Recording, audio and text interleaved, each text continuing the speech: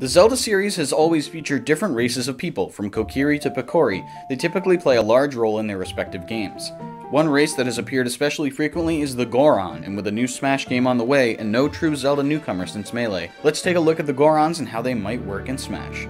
Professor Squeaky plays new video.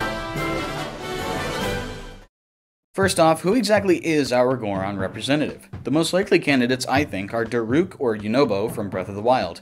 Daruk is the Goron champion in Breath of the Wild who pilots the divine beast Varudanya and has incredible defensive capabilities, while Yunobo helps Link take down Varudanya. Other candidates could be Darunia from Ocarina of Time or Darmani from Majora's Mask, but I think Darunia and Darmani are probably a bit too obscure at this point.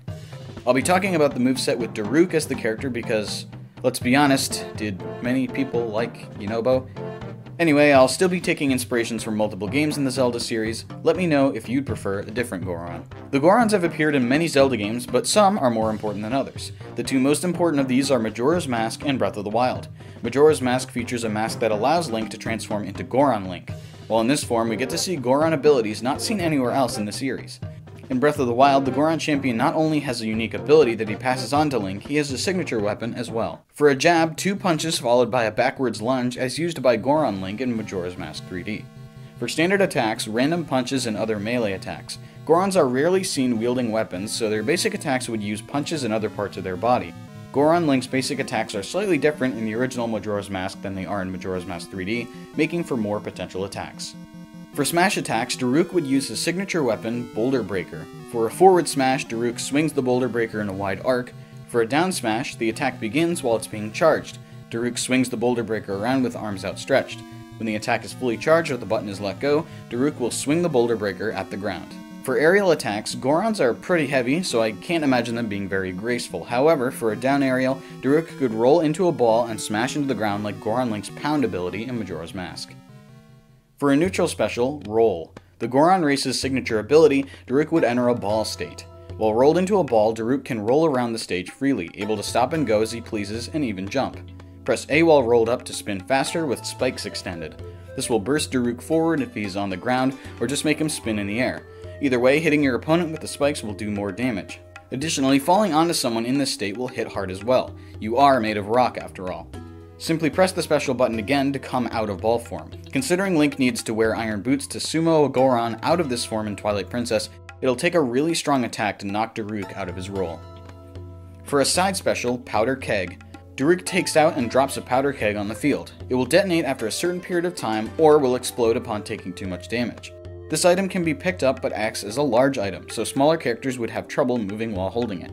Goron areas in Zelda games are typically associated with bomb items, and the powder keg in particular comes from Majora's Mask, where Goron Link is the only form that can utilize it.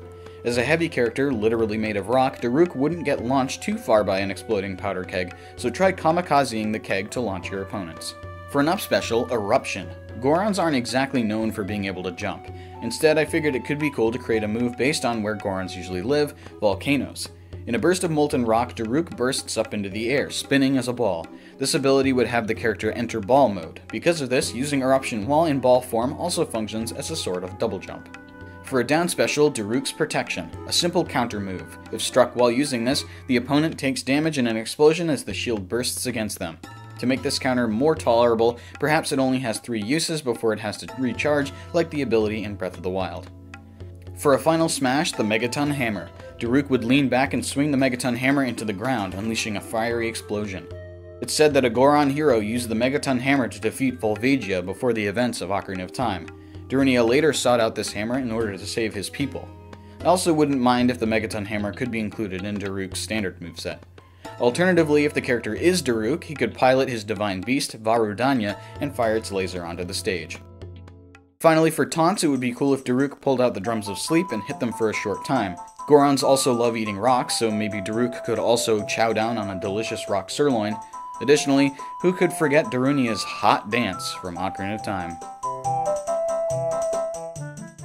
This isn't the most complete moveset since the Gorons aren't always the main focus in the Zelda games, but I think it's about time we got another representative from the Legend of Zelda series.